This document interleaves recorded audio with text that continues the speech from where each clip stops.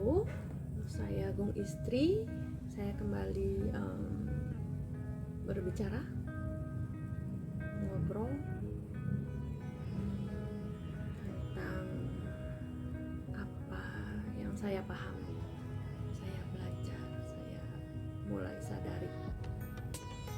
Mari kita bertumbuh bersama, mari kita ngobrol, mari kita bercerita tentang apa yang kita lalui, sehingga kita saling membagi informasi, saling sharing. Kalau ada yang bisa saling bantu untuk proses kita menjadi lebih baik, bermanfaat, itu sangat menyenangkan.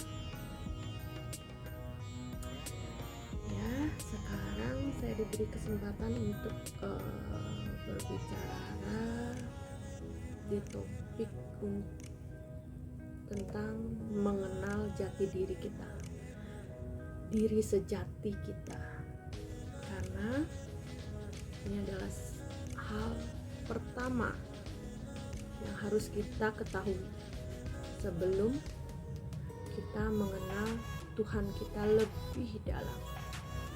Kita udah sering ya, saya rasa setiap orang pasti berdoa, sembahyang, sholat, apapun itu kepada Sang Pencipta. Tapi terhubung dengan Beliau itu perlu suatu kesadaran yang penuh, suatu energi yang penuh, suatu pemahaman, suatu panggilan dari dalam diri kita, suatu kesadaran yang tinggi untuk mencapai Beliau, untuk bisa terkoneksi dengan Beliau. Yang pertama itu adalah kita perlu mengenal siapa diri kita, barulah kita bisa mengenal siapa Tuhan kita, seperti apa Tuhan kita, apa yang membuat Beliau bahagia dan senang. Seperti itu. Bagaimana caranya bisa mengenal siapa sejatinya kita? Ya, dengan minta kepada Beliau untuk ditunjukkan, diberikan petunjuk siapa kita, apa tujuan saya ada di rumah ini, di keluarga ini, kenapa saya terlahir di keluarga orang tua saya, ayah ibu saya, kenapa saya lahir di sana, kenapa kita bisa menikah bersama suami kita, tinggal di sini bersama dengan keluarga lainnya, apa yang terjadi, kenapa seperti itu, apa purpose kita di dunia ini terhadap keluarga kecil kita, orang tua kita, anak-anak kita, masyarakat umum, dan purpose kita terhadap Tuhan yang Maha Esa. Itu akan lebih terbuka lagi semuanya setelah kita mengenal siapa sejatinya diri kita. Semuanya akan satu persatu terbuka, semuanya terbuka satu persatu, kayak lapisan bawang gitu, kebuka, sampai kita tahu intinya, kita paham kenapa-kenapanya semua. Jadi kita nggak bingung, kita kenapa mengalami ini, kenapa begini, kenapa begitu. Jadi kita nggak bingung untuk kedepannya kita harus apa, bagaimana, kita nggak bingung. Itu kalau itu semua sudah terkupas semua, kita akan tahu jalan kita, semuanya akan terang dengan tetap terhubung dengan Beliau, Sang Pencipta, Sang leluhur jiwa luhur. Seperti itu. Banyak prosesnya, tapi itu bisa pelan-pelan dengan selalu berusaha berserah kepada Beliau. Seperti itu. Berusahalah untuk terkoneksi, berusahalah untuk melepaskan, untuk bisa di titik dimana kita akan didengarkan oleh beliau itu dengan pelan-pelan melepaskan rasa ego kita, keakuan kita, rasa marah kita, rasa sedih kita, rasa kecewa kita. Serasa-rasa yang seperti itu kita lepaskan, kita pasrahkan jiwa raga kita kepada beliau. Saat di titik itulah kita akan bisa terhubung dengan beliau, dan ya pelan-pelan bertahap sambil terus meminta untuk ditunjukkan jalan yang terbaik, jalan kebenaran, kebajikan, dan penuh dengan welas asih. Kita selalu ditunjukkan kebenaran yang sejati menurut beliau, karena kebenaran yang kita ketahui sebagai seorang manusia itu sangat dangkal, sangat terbatas. Itu bukan suatu kebenaran yang sejati, karena begitu banyak sudut pandang, begitu banyak situasi, dan sehingga kebenaran itu berlapis-lapis sesuai dengan tingkat kesadaran kita, tingkat kebijaksanaan kita. Jadi kita sebagai masih menjadi manusia, mintalah selalu ditunjukkan kebenaran yang sejati, kebenaran beliau. Minta tuntunan, bimbingan, jalan beliau, selalu berada di jalan beliau. Kenapa?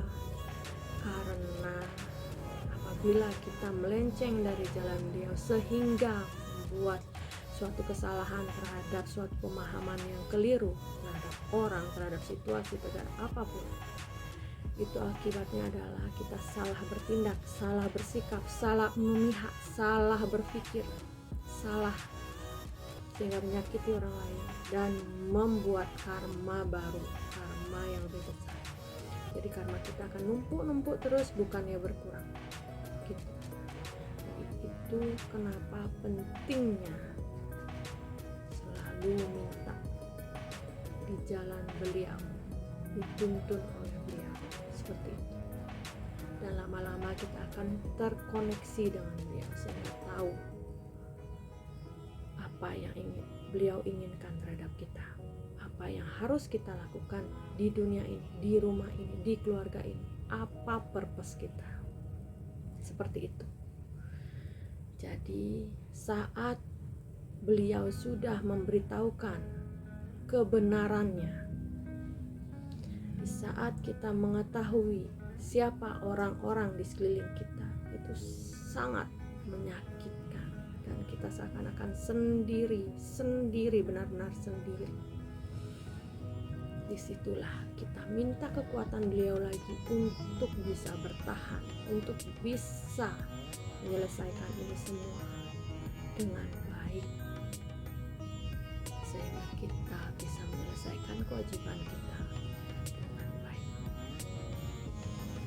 Seperti itu, teguhlah dengan itu, kuatlah dengan itu, karena akan sangat banyak sekali godaan, rintangan saat kita mencapai tujuan itu, menyelesaikan tugas kita itu. Teguhlah dengan apa yang sudah kita ketahui, kita sadari, karena itu adalah tugas kita. Tidak ada yang lebih mulia lagi dari itu. Jangan berfokus kepada image kita terhadap manusia. Itu tidak jauh lebih berharga daripada koneksi kita terhadap beliau Sang Pencipta. Kalau kita sudah terhubung dengan beliau Sang Pencipta, kita sudah tidak perlu lagi rasa pengakuan terhadap manusia lainnya. Berjalanlah tetap lurus di jalan beliau, teguhlah dengan itu, jangan minta tuntunan dan kekuatan iman untuk bisa menjalani ini, menyelesaikan ini. Seperti itu. Tidak ada yang gampang ya. Ini kata-kata saja yang saya bisa tuangkan dari apa yang saya alami. Tapi untuk menjalaninya itu perlu sangat-sangat kekuatan mental. Kita akan sangat merasa sendiri, kita sangat menjadi orang asing, karena banyak orang akan mencari dukungan dengan cara apapun, sehingga kita merasa menjadi orang aneh. Tapi kita tetap percaya pada Tuhan kita. Kita bermain di waktu. Bermain di waktu itu dalam artian waktu yang akan menjawab semuanya. Suatu kebenaran itu akan terungkap, hanya waktu.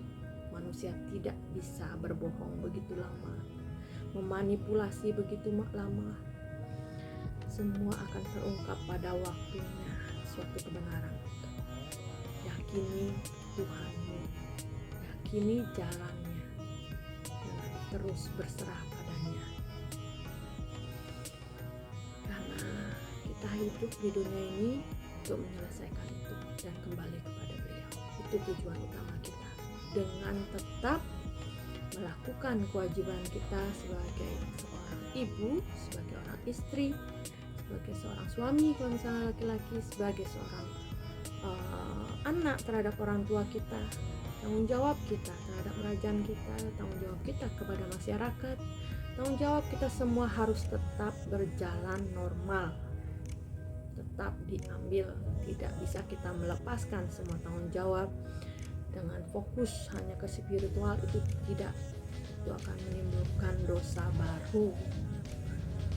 Jalan spiritual bukan berarti melepaskan tanggung jawab duniawi kita, tidak. Kita perlu beriringan, bermanfaat untuk masyarakat lainnya, umat manusia lainnya, dan orang-orang yang di sekeliling kita. Bermanfaat itu penting, karena Tuhan sangat bisa bahagia apabila kita bisa membantu makhluk ciptaannya yang lainnya.